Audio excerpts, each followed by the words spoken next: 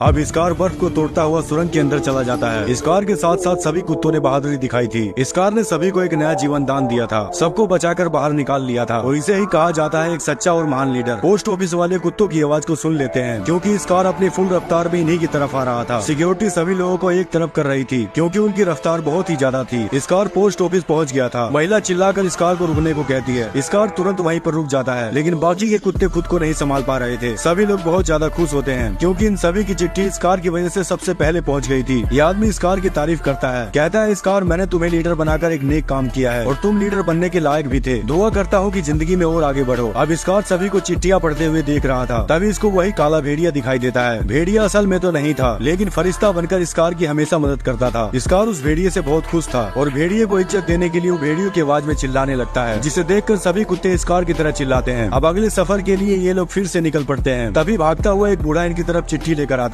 अब इस कार अपने अगले सफर के लिए निकल पड़ता है। सभी लोग तालियां बजा रहे थे, तभी एक बूढ़ा आदमी भागता हुआ इनके पास आता है, जिसे देखकर इस कार वहीं पर रुक जाता है, जिस वजह से ये आदमी गाड़ी से नीचे गिर जाता है क्योंकि इस कार उस बूढ़े आदमी को जानता था। बूढ़ा आदमी कहता है, क्या तुम लोग मेरी चिट्ठी लेकर जा सकते हो? ये चिट्ठी मेरे बेटे के लिए है। लेकिन ये लोग उसकी चिट्ठी लेने से मना कर देते हैं। तभी इस कार उस बूढ़े आदमी के पास जाता है और उसके हाथ से चिट्ठी लेकर उस महिला को दे देता है। वो महिला उस चिट्ठी को ले लेती है। आदमी कहता है कि हमारा लीडर इस कार ही है। बूढ़ा आदमी इस कार को शुक्रिया कहता है। इन दोनों की मुलाकात पहले ही हो चुकी थी। इस कार निकल पड़ता है अपने सफर के लिए और शाम के समय फिर से वापस आते हैं। तभी इस आदमी को एक चिट्ठी मिलती है जिसमें लिखा था कि तुम सभी कुत्तों को बेचकर हेडक्वार्टर वापस आ जाओ क्योंकि अब ऑनलाइन का समय आ चुका था। आदमी ने इस कार और सभी कुत्तों को बेच दिया था, लेकिन सभी कुत्ते बहुत निराश थे। सबसे ज्यादा निराश इस कार था। आदमी कहता है तुम सभी बहादुर कुत्ते हो और इस कार तुम कभी अपने हौसलों को कमजोर मत होने देना। ये पल मुझे हमेशा याद रहेंगे, लेकिन अभी के लिए अलविदा मेरे बहादुर इस कार। आदमी यहाँ से चला जाता है। इस कार उस आदमी को दर्द भरी नजरों से देख रहा था। इस कार की किस्मत में किसी का भी प्यार नहीं लिखा था।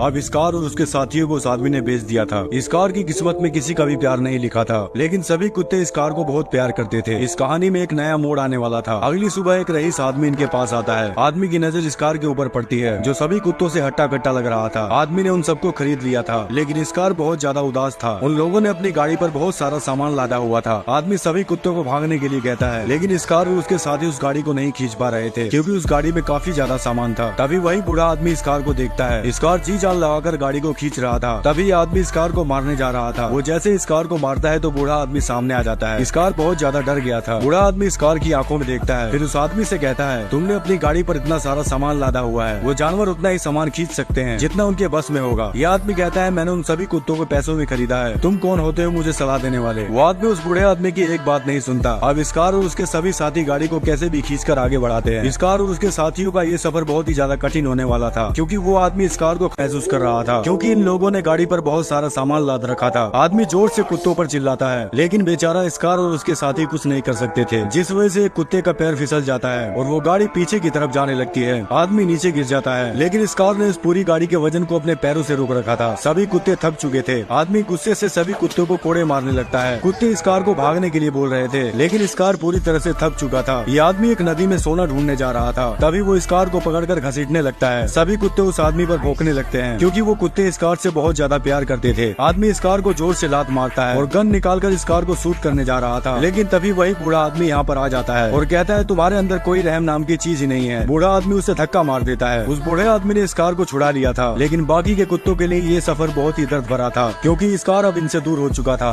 उस गाड़ी को वो कुत्ते खींच कर ले जा रहे थे और ये बूढ़ा आदमी इस कार को अपने साथ लेकर चला जाता है। इस कार को पूरे 2 दिन बीत चुके थे, उसे अभी भी होश। अब इन कुत्तों का लीडर इस कार इनसे दूर हो चुका था। अब से इनको अकेले ही सफर को पूरा करना होगा। बूढ़ा आदमी इस कार को अपने साथ लेकर चला जाता है। इस कार को पूरे 2 दिन हो चुके थे, उसे होश नहीं आ रहा था, लेकिन तीसरे दिन इस कार को होश आता है। उसने देखा वो अपने दोस्तों के साथ नहीं था। इस कार घर से बाहर निकलकर अपने दोस्तों को ढूंढने लगता है। बूढ़ा आदमी बताता है, तुम्हारे दोस्त लौटकर वापस नहीं आएंगे। अब से तुम्हारा ना कोई दोस्त है और ना ही कोई मालिक। अब बूढ़ा आदमी बार में ड्रिंक करने आता है। बाहर इस कार भी आ चुका था। इस कार बूढ़े आदमी को बाहर से देख रहा था। तभी वही आदमी अंदर आकर बूढ़े आदमी को मारने लगता है। ये वही आदमी था जिसने इस कार को गधे की तरह इस्तेमाल किया था। तभी इस कार खिड़की तोड़कर उस आदमी को दबोच लेता है। इस कार जानता था कि ये वही आदमी है। बूढ़ा आदमी इस कार को शांत रहने को कहता है। तभी होटल का मालिक उस आदमी के पास गन देख लेता है और उसे होटल से बाहर कर दिया जाता है। अब रात के समय आदमी ड्रिंक कर रहा था, लेकिन इस कार को ये सब बिल्कुल भी अच्छा नहीं लग रहा था, जिस वजह से इस कार बोतल को उठाकर बाहर फेंक देता है। आदमी इस कार को बताता है, आज मेरा बेटा जिंदा होता तो वो भी तुम्हारी तरह ही करता जो तुमने आज ये सब किया। अब अगली सुबह आदमी एक नक्शा निकालता है। ये नक्शा उसी सोने वाली नदी का था।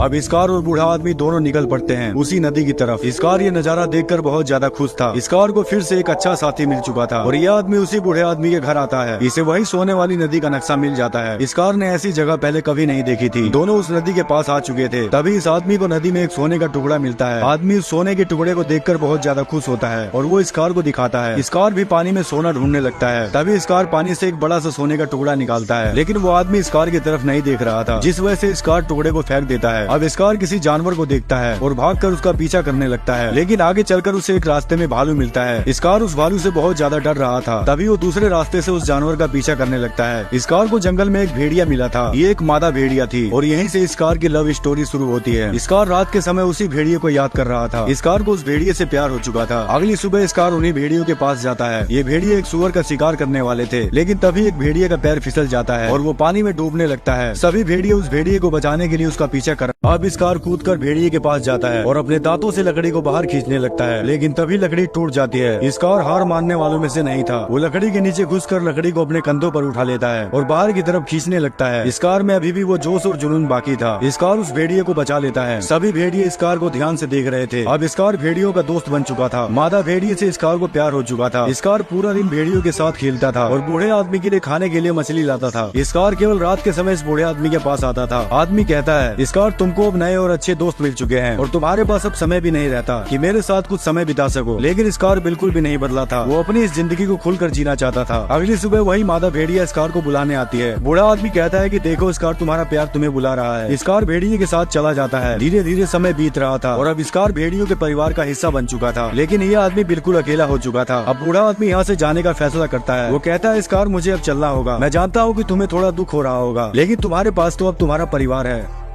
अब स्कार बहुत ज्यादा उदास था क्योंकि अगली सुबह ये बूढ़ा आदमी यहाँ से चला जाएगा। स्कार यहाँ से चला जाता है और उसी मादा भेड़िया से मिलता है। स्कार आज की रात इसी के साथ बिताने वाला था और यहाँ बूढ़े आदमी को कोई आवाज सुनाई देती है। ये देखने के लिए बाहर जाता है। तभी कोई गोली चलाता है जिससे लालटेन गिरकर टूट जाती है। स्कार ने गोली की आवाज को सुन लिया था। बूढ़े आदमी के घर में आग लग गई थी। यहाँ वही आदमी आ चुका था। बूढ़ा आदमी धीरे से दरवाजे को बंद करता है और उसकी बंदूक को पकड़ लेता है। दोनों लड़ते हुए बाहर जाते हैं, लेकिन वो आदमी बूढ़े आदमी को शूट कर देता है। बूढ़ा आदमी अब कुछ भी नहीं कर सकता था। वो आदमी इस बूढ़े आदमी से सोना मांगता है। बूढ़ा आदमी अपनी जेब से सोना निकालकर उसे दे देता है, लेकिन फिर भी ये बूढ़े आदमी को मारने जा रहा था। तभी स्कार दहाड़ता हुआ उस आदमी की बंदूक पर कूद जाता है। स्कार को एक मौका मिल गया था अपना बदला लेने का, लेकिन वो आदमी अपने हाथ में एक डंडा उठा लेता है। स्कार उस डंडे को देखकर बहुत ज्यादा डर रहा था क्योंकि स्कार ने ऐसे ही डंडे से पहले मार खाई थी। वो आदमी जैसे ही स्कार पर हमला करता है, स्कार अपने दांतों से डंडे को पकड़ लेता है और डंडा खींचकर उस आदमी को अपनी पीठ पर उठाकर आग में फेंक देता है। इस तरह से स्कार अपना बदला। अब स्कार उछलकर आदमी की बंदूक पर कूद जाता है और उसे अपने कंधे पर उठाकर जलते हुए घर के अंदर फेंक देता है। इस तरह स्कार अपना बदला ले लेता है। स्कार ने इस बूढ़े आदमी की जान को बचा लिया था। आखिरी समय में एक और नेक काम किया था। बूढ़ा आदमी कहता है, स्कार शायद इस दुनिया में तुम्हारे जैसा डोप कोई नहीं होगा। दोनों अपनी पुरानी बातों को याद करने लगते हैं और बूढ़ा आदमी इस दुनिया को छोड़कर चला जाता है। अगली सुबह स्कार बहुत ज्यादा दुखी था क्योंकि ये उसी बूढ़े आदमी को याद कर रहा था। तभी इसके पास वही मादा भेड़िया आती है। अब केवल भेड़िया ही थी जो इसके साथ थी, क्योंकि स्कार अब एक नई दुनिया बसाने जा रहा था। अब कई साल बीत जाते हैं। बहुत सारे भेड़ियों को दिखाया जाता है और इन सभी भेड़ियों का लीडर था स्कार, जिसके अब 2 बच्चे भी थे। ये बच्चे उसी मादा भेड़िया के थे। स्कार लीडर के साथ साथ एक अच्छा पिता भी बन चुका था। स्कार को परिवार के साथ साथ समाज भी मिला था। अब स्कार अपने झुंड के साथ उसी भालू के पास जाता है जो भालू इसे हमेशा डराया करता था, लेकिन आज स्कार दहाड़ कर उसे भगा देता है। वाकई में स्कार के अंदर हर चीज में ढलने का हुनर था। तभी स्कार उसी बूढ़े के जले हुए घर को देखने लगता है और फिर इसे वही काला भेड़िया दिखाई देता है जो भेड़िया हमेशा स्कार को दिखाई दिया करता था। और ये स्टोरी यहीं पर समाप्त होती है।